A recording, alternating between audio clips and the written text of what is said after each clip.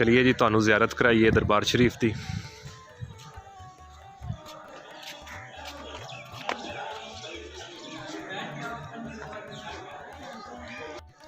है जी उर्स के बारे लिखा हुआ है 23, 24, 25 सितंबर को सालाना उर्स मनाया जाता है।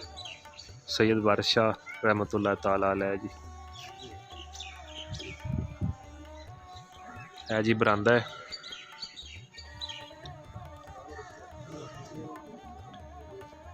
है दोस्तों जी बरामदा है जी दरबार शरीफ का मेन दरवाज़ा है। अंदर जी मज़ार शरीफ है पीर सैयद वारिस शाह रहमतुल्लाह ताला अलैह। अस्सलाम वालेकुम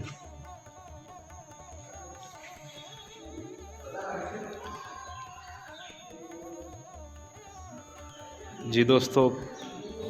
पहली कबर मुबारक है जी सैयद कासम शाह सैयद वारिस शाह के भाई है।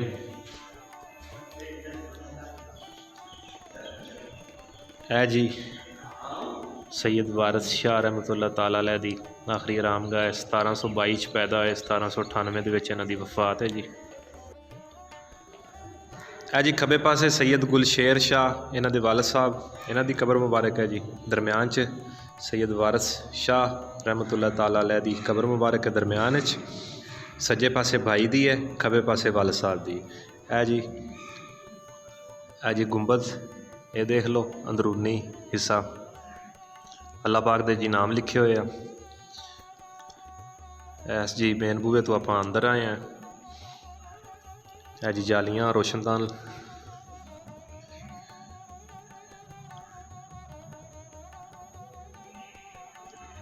जी झुंबर लगा दरम्यान दे विच।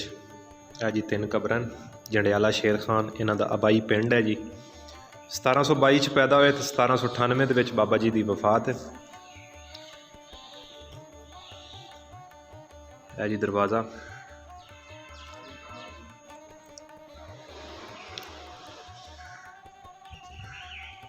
वारिस शाह उही सदा जीमदे ने जिन्हां कीतियां ने कमाइयां ने।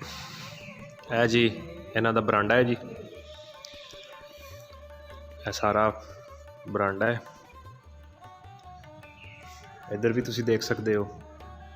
इहदे चारों पासे वारिस शाह साहब दे शेर लिखे हुए, शायरी इन्हां दी सूफी बजुर्ग सी। इधर भी तुसी देख सकते हो दोस्तों।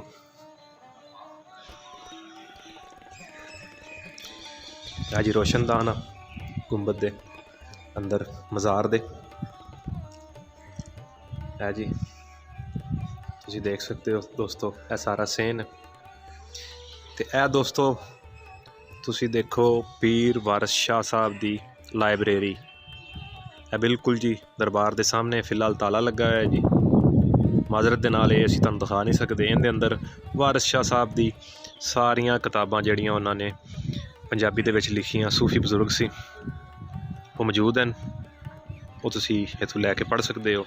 यह मुख्तलिफ पेंटिंग हुई हुई है जी। मैं उम्मीद करना दोस्तों तुहानूं एक चीज़ अच्छी लगी होएगी और एक चीज़ तुसी देख भी लई होएगी।